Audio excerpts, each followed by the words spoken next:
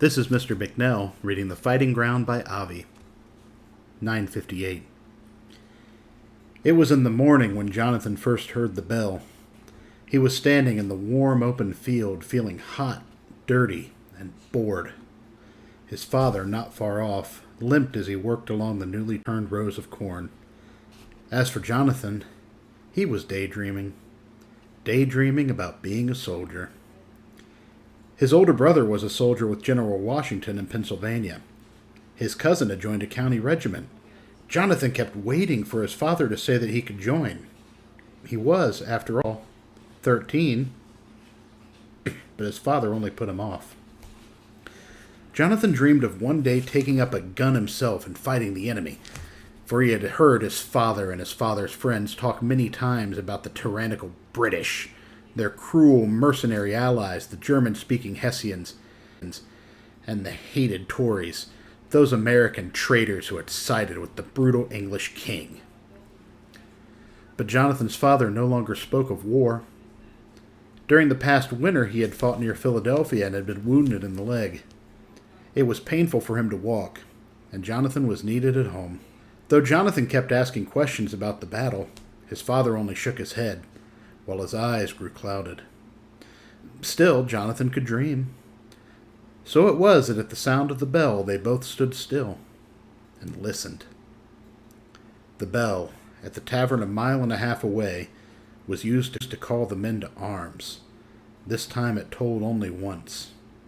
Puzzled, they stood alert, straining to hear if more would come. Jonathan looked over at the edge of the field where his father's flintlock musket leaned against a stump.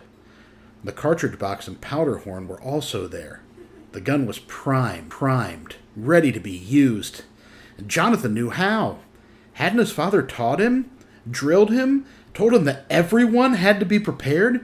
Hadn't he said, "We must all be soldiers now"? And hadn't Jonathan talked with his friends of war? Battles old and new, strategies fit for major generals. And having fought their wars, they had always won their glory, hadn't they? So when the bell stayed silent, Jonathan sighed with disappointment. His father turned back to work. The beating of his hoe against the earth made a soft, yielding sound, as if a clock had begun to count a familiar piece of time.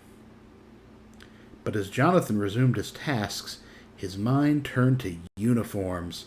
The New Jersey uniforms.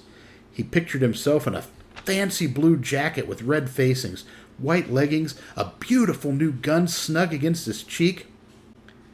Softly at first, but with growing sureness, the bell began to ring again. Each stoke sliced away a piece of calm. What do you think?" Jonathan asked. His father pulled off his black felt hat and mopped his brow with the back of his hand.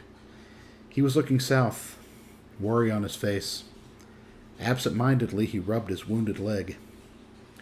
Seeing him yet undecided, Jonathan walked to the edge of the field to get a drink of water from the clay jar by the gun.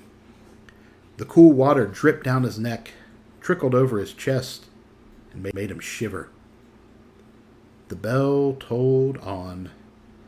Jonathan, stealing glances at his father, touched his fingers to the glossy butt of the gun, liking its burly satin finish. "Maybe you'd best get back to the house," his father said. "It could be someone's come through on with news. We'd need to know." Jonathan sprang up, too fast. "Jonathan!" his father cried. Grabbed by his father's voice, Jonathan stood where he was. "Don't you... By God! Don't you go beyond!" They looked at one another. Jonathan felt his stomach turn all queer, for in that moment his father's eyes became unveiled, and they revealed themselves to be full of fear. Quickly, Jonathan turned away and began to run through the copse of trees that separated the field from their house. Behind him, the clock-like sound of his father's work resumed, an echo to the call of the bell.